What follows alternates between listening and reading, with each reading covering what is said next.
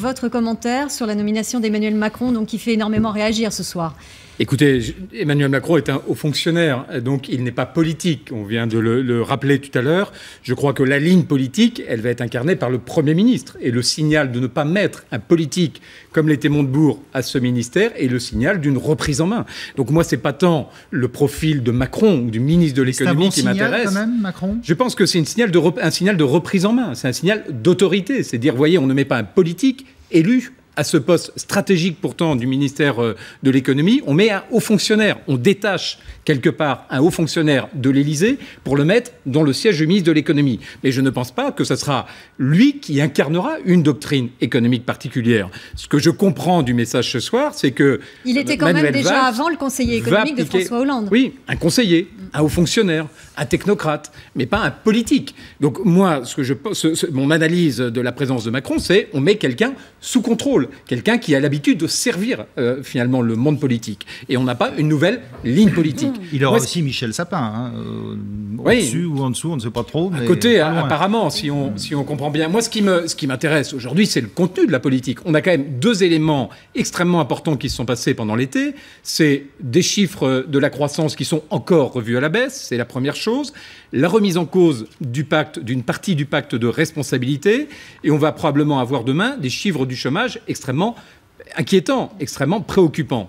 Et donc, le sujet aujourd'hui n'est pas tant le casting, qui ressemble d'ailleurs à peu près à l'ancien gouvernement. Donc je me demande à quel point on n'est pas dans un habillage, mais qui finalement ne correspond pas à un remaniement. On a limogé 3 ministres et on a reconstruit la même chose autour d'eux. Donc ce n'est pas un véritable remaniement. Et je me demande aussi pourquoi d'ailleurs à nouveau une nouvelle interrogation sur la confiance au Parlement dans quelques semaines. Si on est sur la même ligne politique que celle d'il y a quelques mois du discours du Premier ministre, sans changer véritablement le gouvernement, sans signaux politiques significatifs, à ce moment-là, il faut qu'il aille au bout de sa logique, qu'il continue la politique qu'il a proposée il y a quelques mois maintenant à l'Assemblée nationale. Daniel Simonet, est-ce qu'avec Emmanuel Macron, la ligne rouge a été franchie pour vous? Elle l'était déjà peut-être avant d'ailleurs. Écoutez, comme c'était l'artisan du pacte de responsabilité, franchement, on est donc dans la continuité cohérente de la même politique.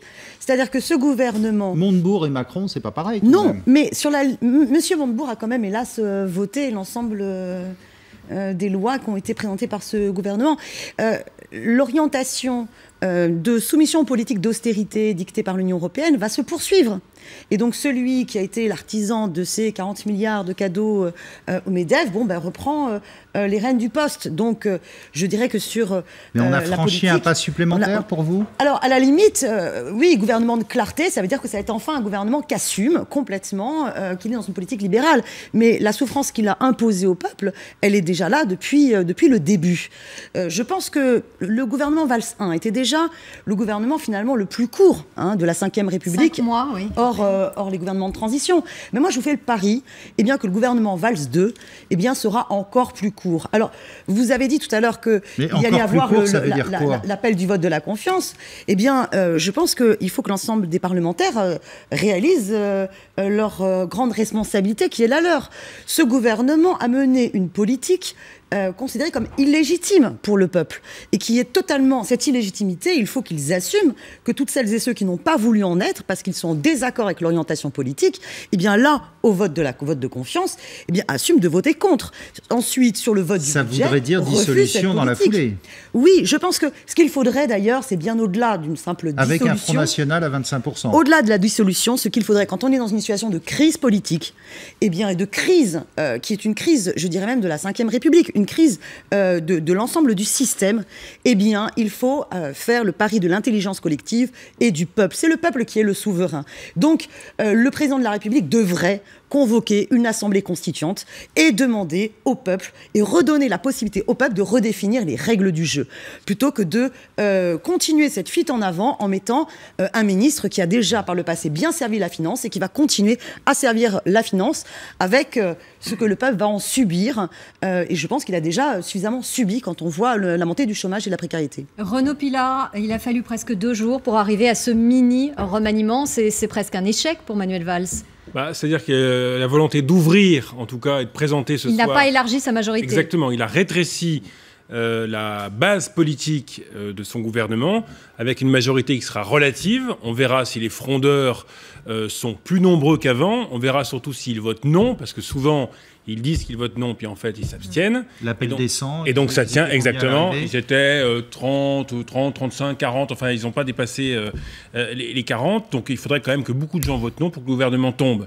Mais c'est dangereux quand même, cet appel à la confiance promis par Manuel Valls. En tout cas, c'est une façon pour lui de mettre chacun face à ses responsabilités et dire au groupe socialiste et aux autres partenaires du gouvernement, eh bien, soutenez-moi, et de prendre, je dirais, un nouveau départ avec, effectivement, je reviens à ce que disait Jean-Christophe Fromentin, avec, ce qui me frappe quand même, c'est une absence de tête nouvelle. Il n'a pas pu en avoir, mais surtout une volonté, parce qu'il sait qu'ils n'ont plus beaucoup de temps, d'aller maintenant extrêmement vite. Il faut maintenant des résultats extrêmement vite. Franchement, les Français se fichent totalement de savoir si Emmanuel Macron a été socialiste, s'il plaît à La Rochelle, s'il y a des sifflets à La Rochelle. Tout ça, surtout que ça passe pas dans l'opinion. Ça n'imprime pas. Ce qui imprime, c'est mois après mois le chômage, et les Français veulent des emplois.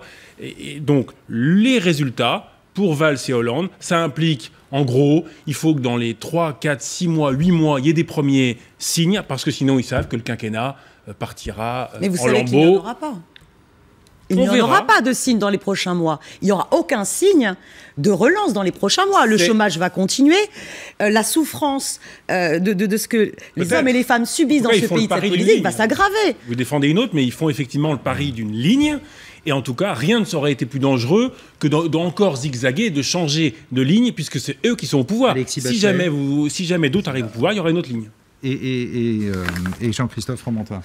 Oui, je crois qu'il faut faire preuve d'humilité, quelle que soit sa place sur l'échiquier politique, parce que prétendre aujourd'hui détenir une vérité unique et universelle compte tenu de la crise profonde, ce que vous dites, vous essayez là de charger la mule en disant la souffrance du peuple depuis 2 ans, comme si la France, l'économie française avait décroché depuis 2 ans, comme si la précarité augmentait depuis 2 ans, comme si le chômage... On a continué la même politique. Comme si, non mais c'est de la langue de bois. Mais c'est pas de la langue de bois, c'est comme si le chômage augmentait depuis 2 ans, alors que ça fait 5 ans que le chômage augmente, qu'il y a eu 700 000 emplois industriels détruits les 10 dernières années. On aurait bien aimé vous entendre aussi à ce moment-là. Alors que la crise, la crise en Europe s'est installée maintenant depuis presque 7-8 ans. Donc, je veux dire, aujourd'hui, ramener les choses à des affaires politiciennes d'il y a 2 ans, 6 mois uniquement pour ajuster un discours politique, c'est pas à la hauteur de l'enjeu. Moi, ce que je prétends, c'est que le gouvernement fait un pari. Il fait un pari d'un redressement industriel et économique en soutenant le tissu économique. Nous sommes un certain nombre à considérer que peut-être, entre les aides accordées aux entreprises et les pouvoirs d'achat accordés aux ménages, il aurait fallu ou il faudrait déplacer le curseur. Pour autant, nous ne contestons pas le fait que l'économie française traverse une grande difficulté et que, effectivement, l'Europe aussi, et donc ça renvoie aussi pas seulement à des enjeux franco-français, parce qu'on est toujours en train de se regarder le nombril en disant qu'est-ce que nous on pourrait faire, mais il y a aussi qu'est-ce qui peut être fait au niveau de l'Europe. Et donc je pense que... D'un mot, Jean-Christophe Fromentin, d'abord, je suis méfiant quand j'entends le mot pari. J'espère que ce n'est pas un pari. Faire un pari sur l'avenir de la France, c'est extrêmement dangereux. C'est une option. C'est une option. Ce qu'on peut espérer, c'est que la ligne ne changera pas.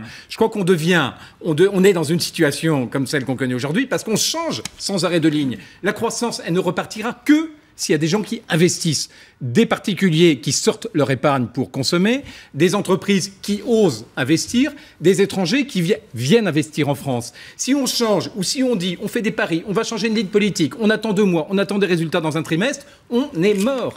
Parce que personne ne va parier sur un pays qui change de ligne tous les matins.